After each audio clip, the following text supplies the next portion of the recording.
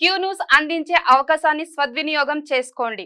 సమస్య ఎక్కడున్నా నేనున్నానంటూ ధైర్యంగా ప్రశ్నిస్తూ రాజకీయాల పట్ల అవగాహన కలిగిన అనుభవం గల రంగారెడ్డి హైదరాబాద్ రిపోర్టర్లు కావాలను సంప్రదించవలసిన నెంబర్లు 8688926084.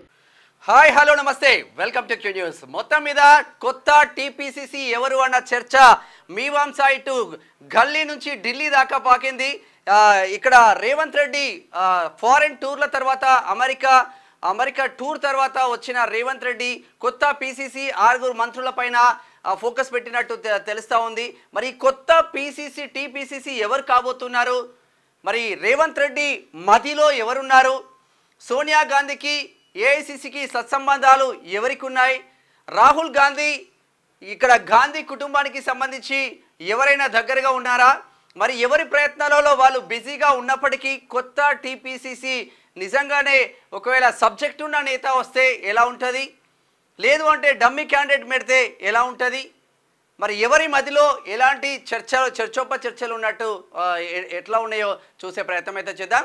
ఇక ముఖ్యమంత్రిగా ఉన్న రేవంత్ రెడ్డి మధ్యలో కొత్త పీసీసీ మాత్రం మహబూబాబాద్ ఎంపీ బలరాం నాయక్ పేరు ప్రతిపాదించినట్టు తెలుస్తూ ఉంది.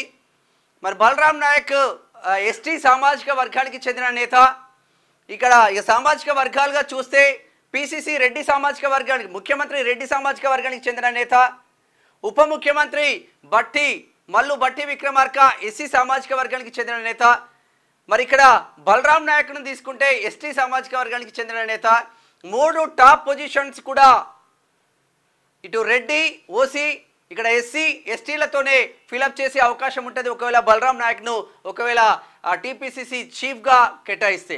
మరి బీసీల పరిస్థితి ఏందని ఇప్పటికే బీసీ ఉద్యమకారులు కావచ్చు, బీసీ న్యాయవాదులు కావచ్చు, బీసీ కుల సంఘాలు కావచ్చు, బీసీ నాయకులు కావచ్చు ఇప్పటికే చాలా పెద్ద ఎత్తున మీటింగ్స్ పెట్టుకొని వాళ్ళ వాయిస్ వినిపించే ప్రయత్నం అయితే చేస్తూ ఉన్నారు బీసీ లీడర్లంతా.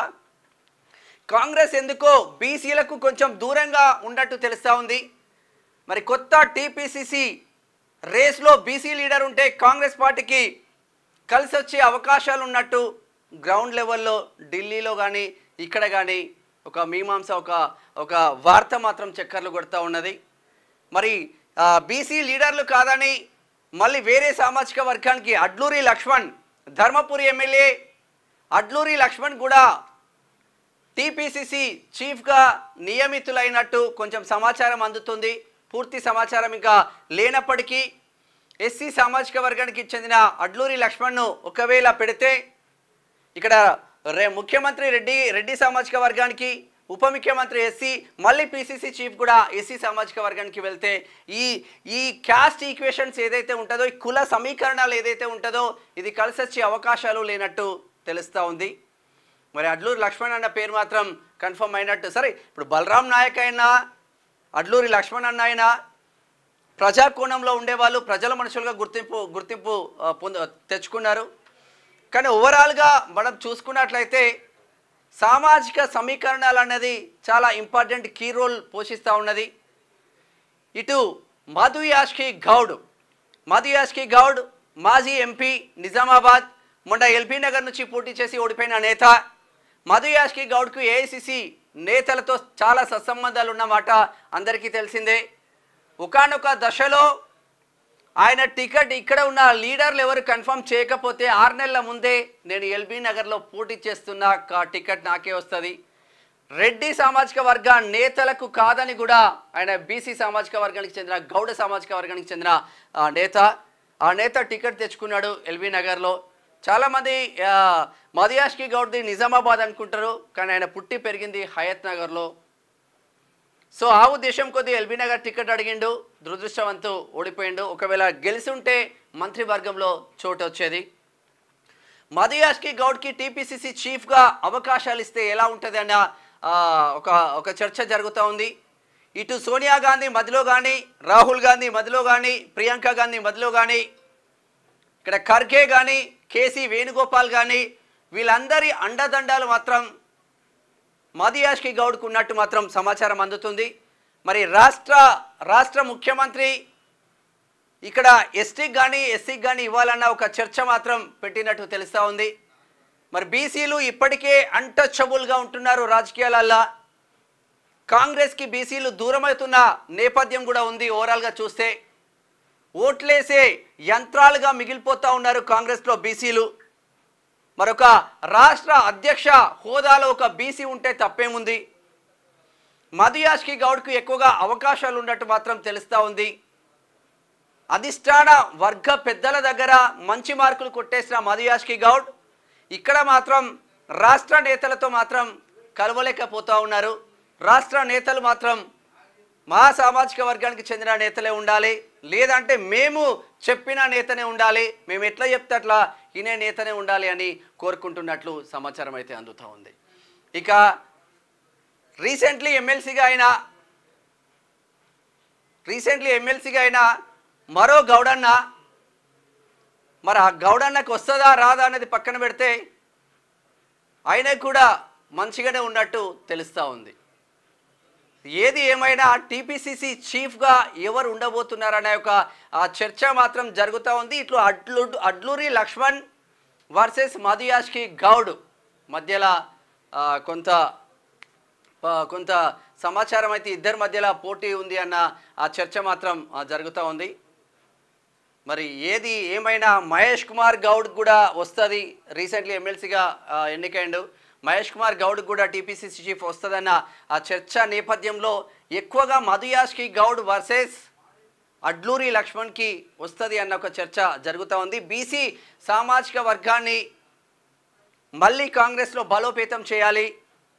మధు యాష్కి గౌడ్కి ఒకవేళ పీసీసీ చీఫ్ ఇస్తే సౌమ్యుడిగా ఉంటారు, అందరితో మంచిగా ఉంటాడు. ఈ పోకిళ్ళు కొట్టే బ్యాచ్ కాదు అయినది, పార్టీ కోసం నిబద్ధతగా పనిచేస్తారు. మరి మధు యాష్కి గౌడ్కే వచ్చే అవకాశాలు ఉన్నట్లు తెలిసినప్పటికీ రాష్ట్ర నేతల నుంచి మాత్రం అంగీకారం రావట్లేదు అన్న ఒక చర్చ మాత్రం జరుగుతూ ఉంది. మరి ఐదుగురిట్లో అదృష్టవంతులు ఎవరు? తెలంగాణ రాష్ట్రానికి పీసీసీ అధ్యక్షుడయ్యే అదృష్టవంతులు ఎవరు అంటే చివరిగా మధు యాష్కి గౌడ్ వైపే మొగ్గు చూపుతున్నట్లు తెలుస్తూ ఉంది.